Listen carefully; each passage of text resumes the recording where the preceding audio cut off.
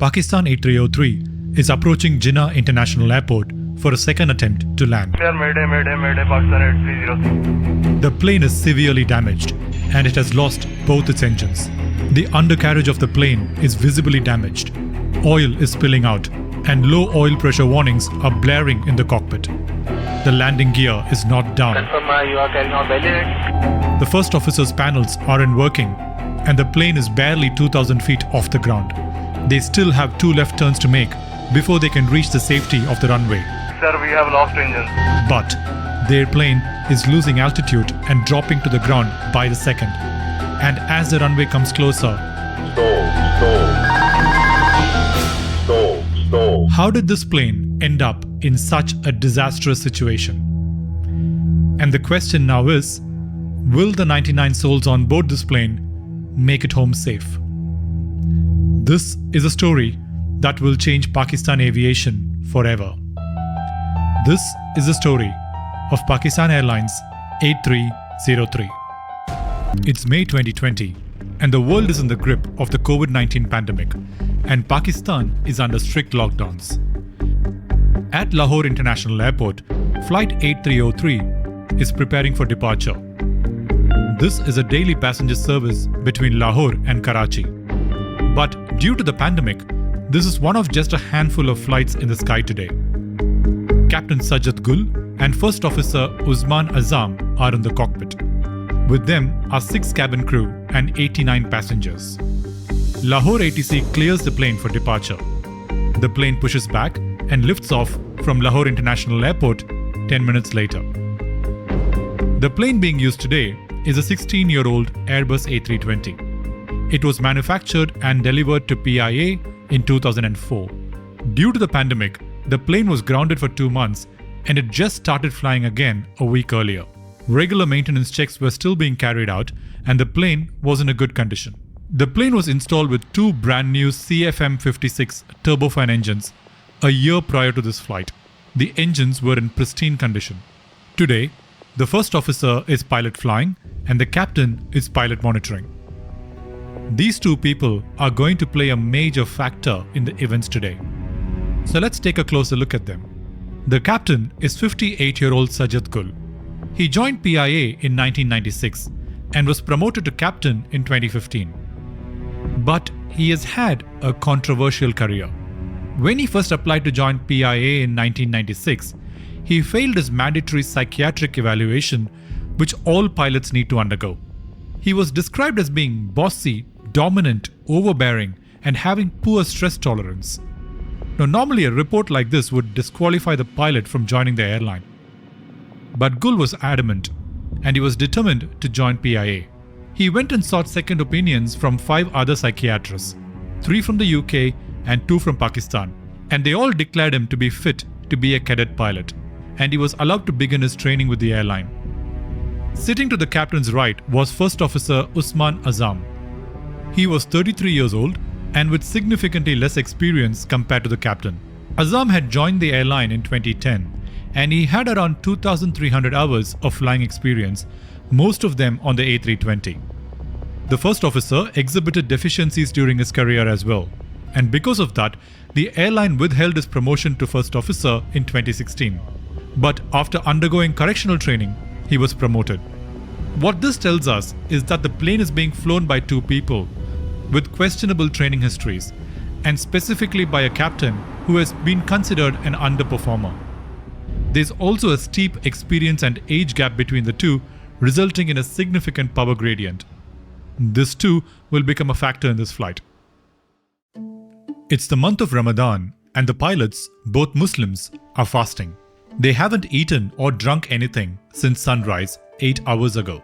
Although international regulations prohibit fasting and flying because reduced sugar levels can affect your decision-making skills, since this was a domestic flight within Pakistan, international rules weren't enforced and the pilots were free to fly. The plane continued its climb and it's now cruising at an altitude of 34,000 feet. The skies are clear, the weather is calm, and it's a perfect day for flying. They are about 150 nautical miles from the airport. The ATC clears them to approach the airport via this route. This route is called Nawab Shah 2 Alpha. To follow this route, they need to fly at a heading of 205 degrees from the city of Nawab Shah and then take a right at around this point near the city of Hyderabad. Their goal is to hit the waypoint called Mackley at an altitude of 8,000 feet. 4 nautical miles after Mackley is another point called Sabin, and they'll need to do a holding pattern here to reduce altitude from 8,000 feet to 3,000 feet. They don't know it yet, but their first problem has just started. The crew skipped their mandatory approach briefing. The first officer enabled the Nawab Shah 2 Alpha approach on the flight computer. Since the crew are busy talking about things unrelated to the flight, the captain doesn't cross-verify this change. Now, you might think that this is a major deviation to standard operating procedure. And yes, it is. But hold on, we are just getting started. At about 2:15 p.m., the first officer calls up the ATC and requests permission to descend. Pakistan 8303, descend flight level 100. Pilot discretion, proceed direct Mackley. Focus on the words, proceed direct Mackley. Because there's not many flights in the air, the ATC decides to give them a shortcut. Although they were originally cleared for this route, the ATC now permits them to skip Hyderabad and fly directly to Mackley. The new route is called Nawab Shah 1 Charlie. They have also been cleared to descend to flight level 100. The first officer changes the altitude assignment in the autopilot. But once again, there's no cross-check of this change done by the captain. Cross-checks exist so that if one pilot makes a mistake, the other pilot can identify it and correct it before it becomes a significant problem. But this crew just didn't care to do it. And this behavior is going to take a dark turn. The pilots set up the autopilot to follow a managed descent. In this mode, the autopilot will calculate a path taking into consideration the total number of track miles left to fly, the speed at which the pilots want to fly, and any altitude restrictions that are present for any waypoints along the route. Usually in this mode, if everything is set up correctly, the plane should descend at a rate of around 2,000 feet per minute. This plane, though, is only descending at 1,000 feet per minute. A slower descent usually happens when the computer thinks that it's a long way to go to the airport. But given that they are less than 150 miles from the airport, the plane should have started a proper descent already. So why does this plane think that there's longer to fly when there's less than 150 nautical miles left? Let's take a closer look at the original route that the crew were asked to fly. Remember this holding pattern at Sabin that's designed for them to descend from 8,000 feet to 3,000 feet? But with the ATC now providing a direct route, both the ATC and the pilots now intend to arrive at Mackley at 3,000 feet without needing to do the holding pattern. The first officer clicks the direct button on the FMC and instructs the flight to fly straight to Mackley. But unfortunately, he hasn't told the computer that the holding pattern should not be flown. So the plane thinks that there's around 30 nautical miles further to fly than what the pilots expect. After a while, the plane now hits the point where it thinks it needs to start the descent from. The engines are brought back to idle and the plane begins to descend at 2,400 feet per minute. Karachi ATC further clears them down to 5,000 feet. Once again, the first officer silently changes the altitude to 5,000 feet in the autopilot. There's no cross-verification or verbal confirmation done by the crew. Usually at this point in the flight, the plane is handed off from Karachi area control to Karachi approach control. Out of habit and without clearance, one of the pilots changes the frequency on the radio box. And not only did they change the frequency without approval, they also entered the incorrect frequency. Instead of 125.5, the crew entered 126.5. This meant that the ATC wasn't able to contact the plane at all.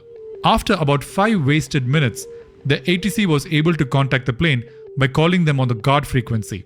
Karachi approach clears them to descend further to 3,000 feet. Since the plane started descending late, it's extremely high compared to where they should be for a straighten approach. The crew still isn't aware though. All they needed to do was to pay attention to the screens in front of them to see the U-turn indicator at Sabin, or for the word hold in the FMC. But since they were not following procedure, they completely missed this. The plane is now 5 minutes away from the Mackley waypoint, and it crosses Mackley at 9,300 feet. They should have been at 3,000 feet by now. They are too high to land safely. But all's not lost. As long as the pilots don't do anything and let the plane follow the computed path, the plane will simply execute the holding pattern, reduce altitude to 3,000 and land safely. But their problems are about to compound. A minute later, with the runway in view, the first officer armed the approach mode to make the plane capture the glide slope. But in this mode, once the glide slope is captured, the computer will ignore all programmed navigations, including the hold at Sabin. And without this hold, the plane will continue to be too high when it reaches the airport. Karachi ATC, who's monitoring the plane's path, notices that they are more than twice the height they are supposed to be at and gets concerned. He calls out to the plane, "Pakistan 8303, confirm track mile comfortable for descent," to which the crew responds with, "Affirm." This call must have awakened the captain, and he must have wondered why such a question was being asked. So he checks the screens in front of him. Only then does he realize their mistake, that they haven't removed the holding pattern at Sabin. He becomes alarmed. "What has happened? Stop, stop, oh no, take out the hold, take out the hold, take out the hold." But the hold was the only thing that was going to get the plane down to the runway in time. Unfortunately, the first officer responds immediately and cancels the hold. He then asks the captain, "Hold taken out, should we report the issue?" The captain says no. He overrules the first officer and instructs him to tell the ATC that everything is fine.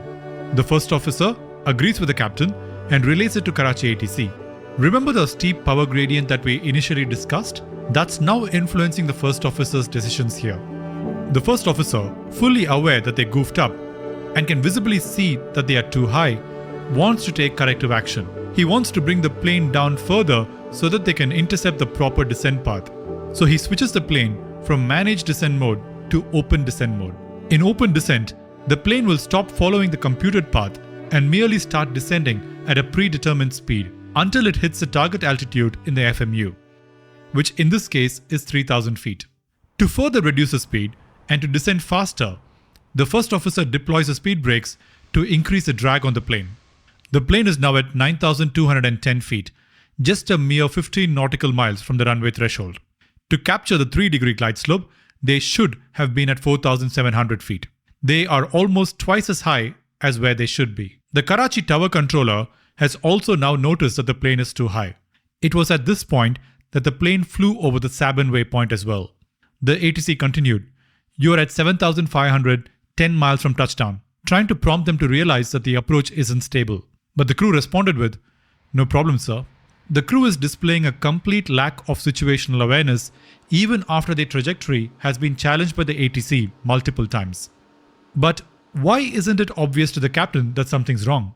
During later investigation, the past records of flights flown by the captain was looked at, and what they found was just crazy. In the past 12 months, there were numerous flights where the captain flew with high speed, high path, high rate of descent and GPWS warnings, and no go-arounds were initiated, and several unstabilized approaches were continued. This captain clearly didn't care about rules and established procedures and has a history of unstabilized approaches. And for him, the current situation that this flight is in doesn't seem to be an issue at all.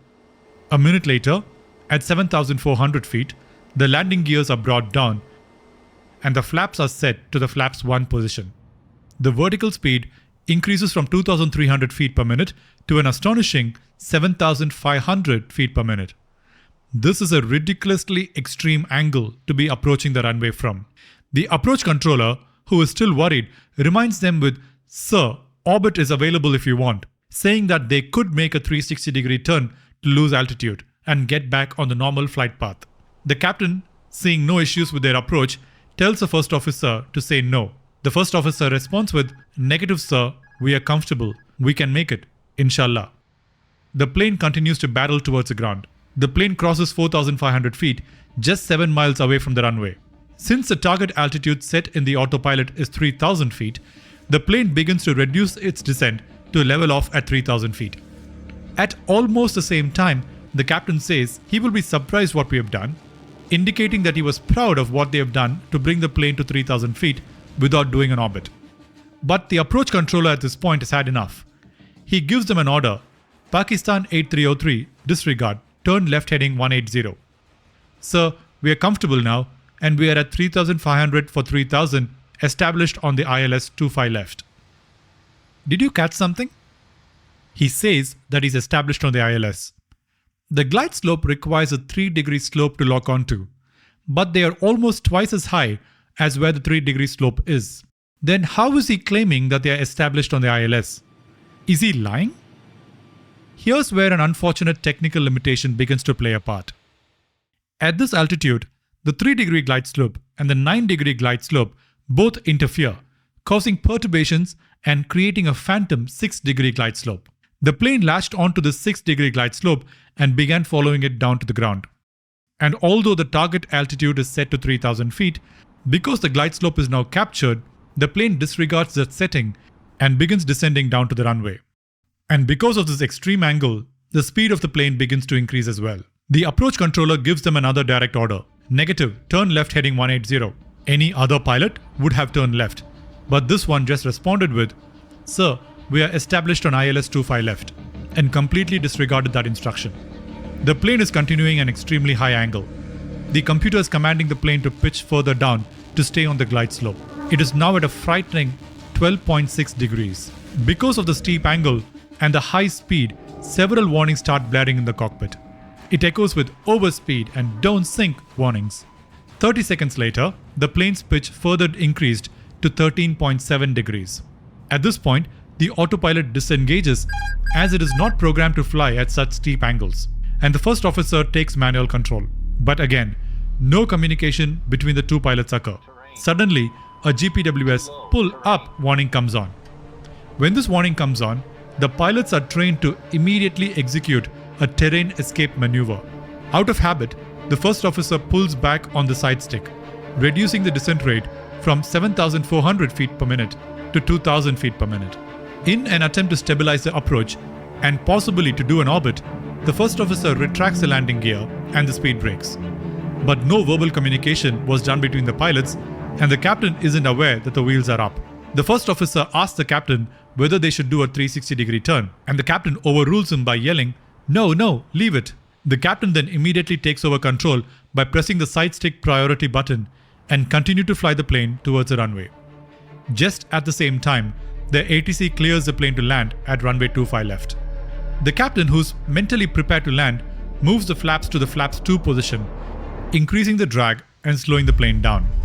The plane now enters what's called the 1,000 feet stabilization gate. It's the point at which the plane should be absolutely stabilized in order to carry out a landing. But in this plane, the airspeed, the vertical speed, the pitch and the glide slope were all out of range.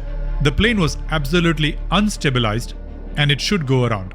But take a wild guess what they did. The plane is now at 750 feet in altitude, just 1.5 miles from the runway threshold. The plane tries to warn the crew that the landing gear is not down. A red ECAM message, landing gear not down, is displayed on the screen. There's also a red arrow near the landing gear lever.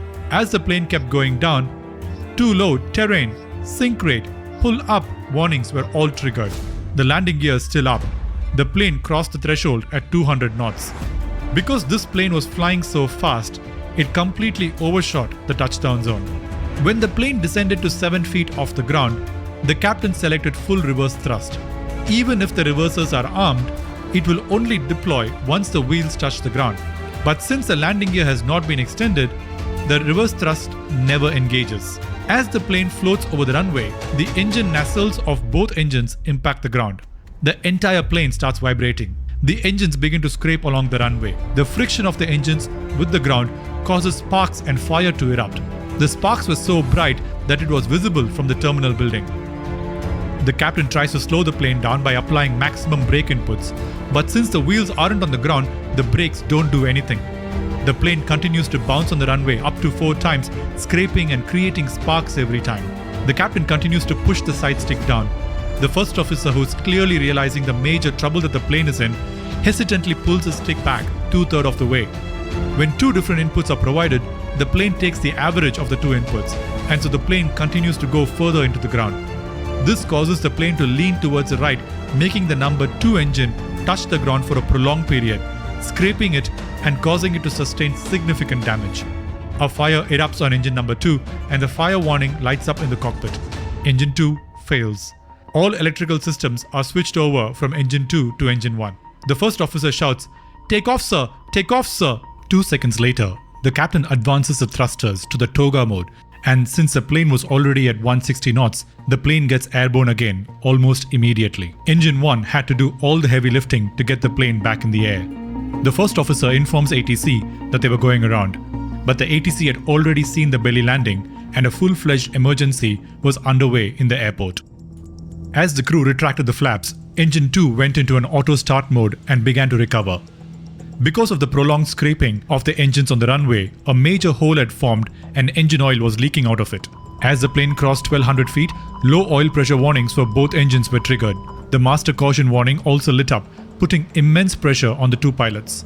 In order to focus, the crew cancelled the warnings and continued to 3000 feet.